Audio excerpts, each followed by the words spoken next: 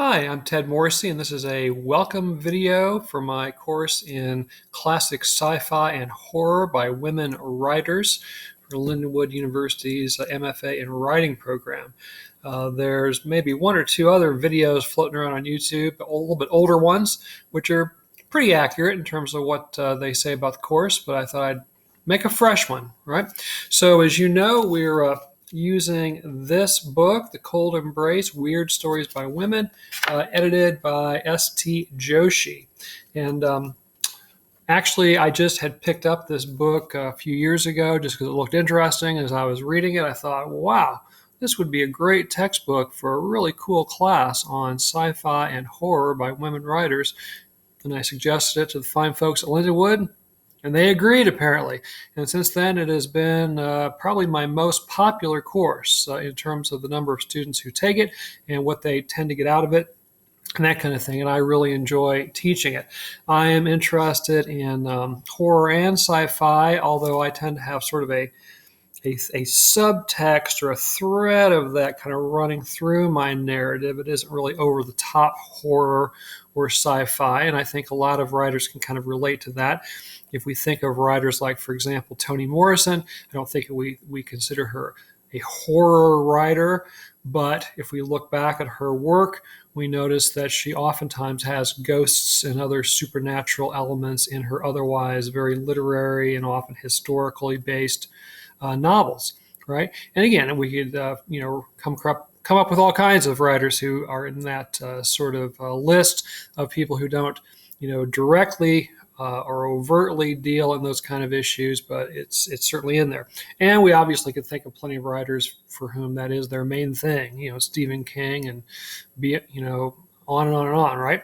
So anyway, the textbook, as you know, covers from about the mid 1800s to about 1930 or so, both American and British authors, right?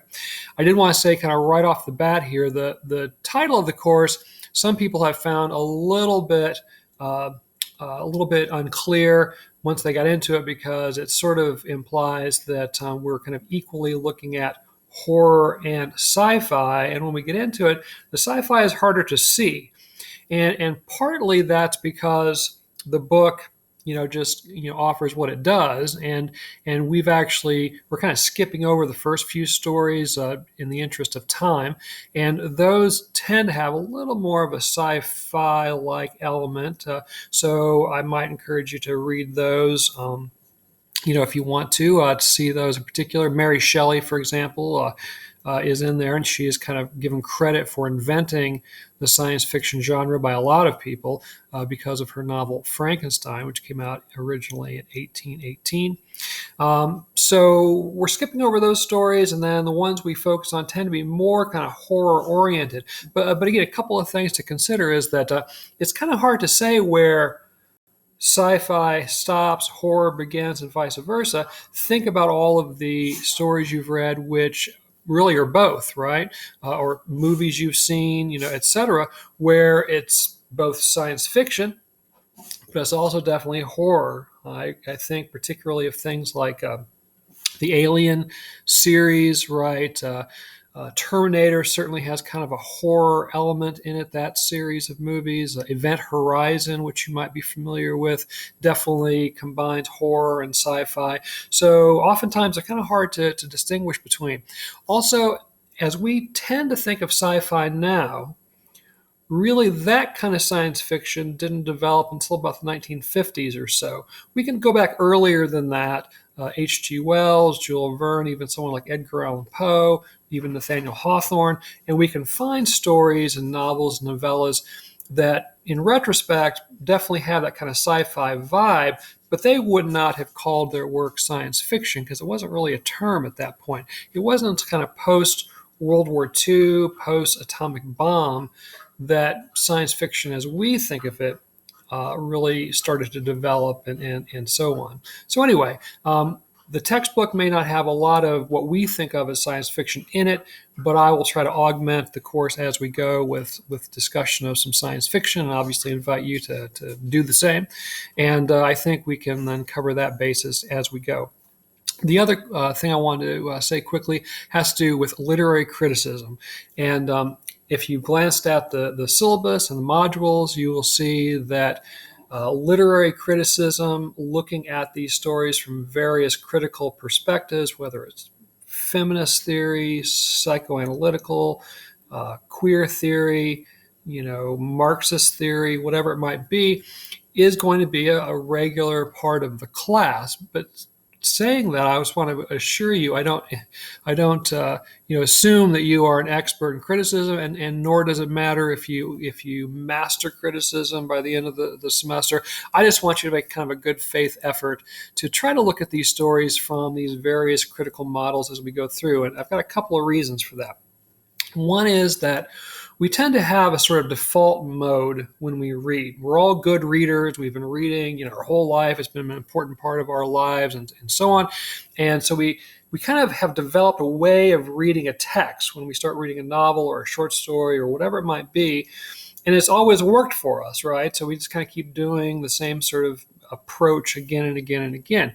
And that's all well and good, but it does tend to limit our perspective to whatever our default mode of reading tends to be. So by asking you to step outside of that and try to look at these stories from different perspectives, I think you'll see things in them that you might have missed otherwise. All right, so that's really our main function there. The other is probably from my own personal experience. When I worked on my master's, the university I did that at didn't really have any interest in theory per se. In retrospect, looking back, I don't think we ever really had a kind of an overt, class discussion about literary theory. It maybe came up kind of in passing from time to time. So I didn't really deal with it when I was working on my master's. Well, then a few years later, I went back to a different university and started working on my PhD in English studies. And oh my gosh, that university was all about theory. Every class I took, that's what they were talking about, right? And talking about the things we were reading and what we were supposed to be writing was all sort of based in critical theory. And I was lost, quite honestly, because it just wasn't something I'd ever really dealt with. So I had to kind of school myself, give myself some tutorials in literary theory just to sort of get up to speed so that I could feel, comfortable in the classes and kind of know what everyone else was talking about and contribute to the conversation myself and so on. And so I want to interject some critical theory into this class in part for anyone who may be going on, maybe pursuing a PhD or some kind of further study, or maybe ends up wanting to teach in a university situation, and maybe during the interview it might come up about their interest in critical theory. So I don't want you to be blindsided and kind of caught off guard if that kind of is part of your future, as I was when I moved from my master's to my PhD, right? Now I know some of us, this may be the end of the road. We're finishing up our MFA, and we don't plan to really ever, use critical theory moving forward. And so maybe it seems like kind of a waste of time in that regard. Well, I hope that isn't true. Again, I think that by looking at these stories from these various models, that it will help us to see things we might miss otherwise. Obviously, our main goal is to look at these stories as writers. What can we take from them in terms of their technique? How are the writers accomplishing various things in terms of using horror tropes or sci-fi tropes or whatever it might be, and kind of add those to our own repertoire of writing techniques, or expand our writing techniques, or whatever it might be, right? So I want to stop there, but again, just want to assure you that I'm not expecting you to be an expert in critical theory. Just give it a good faith effort and it will be fine. Okay. And as we go forward, just, always reach out if you have questions. Be sure to watch the announcements in the class. I use them maybe somewhat differently than other instructors here do.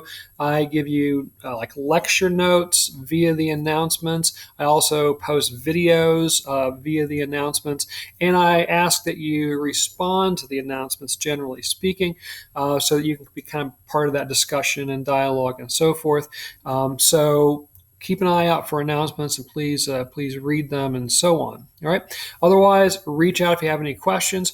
Obviously, email, messaging through Canvas works just fine. If you'd like a real-time conversation, I'm happy to do that too. Once in a while, students like to reach out via Zoom, for example, and just have a little conversation, via the computer. Sometimes I've had students who just like old-fashioned telephone conversations. Be happy to share my number with you if you just want to chat. Maybe you're having an issue, or again, maybe you just want to talk. Maybe you just want to have a conversation about what we're reading and that kind of thing, and that's fine too. All right, I'm going to stop there. I don't want this video to be too long, but I'm definitely looking forward to working with you this session, and I think we'll have a really great 8 weeks. All right, I will see you down the digital trail.